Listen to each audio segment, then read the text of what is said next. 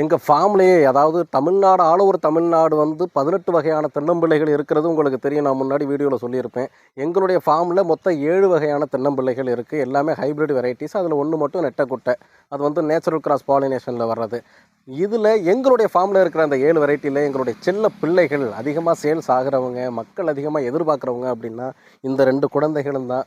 ஒருத்தர் பேர் ராம்கங்கா, கங்காபோந்தம்னு சொல்கிற கேரளாவை தலைமையிடமாக கொண்ட ராம்கங்காவும், இவங்க பேர் வந்து சன்னங்கி.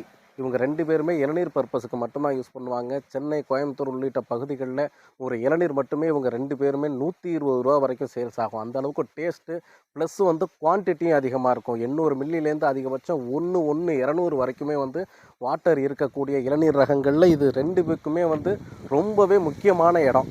இவங்க வந்து இந்த ராம்கங்காங்கிற வெரைட்டி வந்து சில மண்களுக்கு மட்டும், கரிசல் மண், வண்டல் சார்ந்த மண்களில் தேங்காய் இளநீர் டபுள் பர்பஸுக்கு யூஸ் பண்ணலாம் அப்படிங்கிற மாதிரி சொல்லியிருக்காங்க. மற்ற மண்ணில் நான் ரிசர்ச் பண்ண வரைக்கும் வந்து இளநீர் பர்பஸ் மட்டும்தான் யூஸ் பண்ணலாம் அப்படிங்கிறது வந்து நான் அறிஞ்சது. அதே மாதிரி இந்த சன்னங்கி வெரைட்டி அப்படிங்கிறது வந்து பியூர் இளநீர், உள்ளுக்குள்ளே வழுக்கையாக தான் இருக்கும். அதாவது இந்த காய் முத்தாது, உங்களுக்கு உள்ளுக்குள்ளே பருப்பு முத்தாமல் வெறும் இளநீர் பர்பஸுக்காக மட்டும்தான் யூஸ் பண்ணலாம். இளநீர் வெரைட்டிலே ஹை குவாலிட்டியான ரகங்களில் இது 2க்குமே முக்கிய இடம் இருக்குது. அதில் நம்பர் 1 அப்படின்னு பார்த்துக்கிட்டிங்கன்னா இந்த சன்னங்கி வெரைட்டி தான். ரொம்ப வீரியத்தன்மையோடு இருக்குது கண்.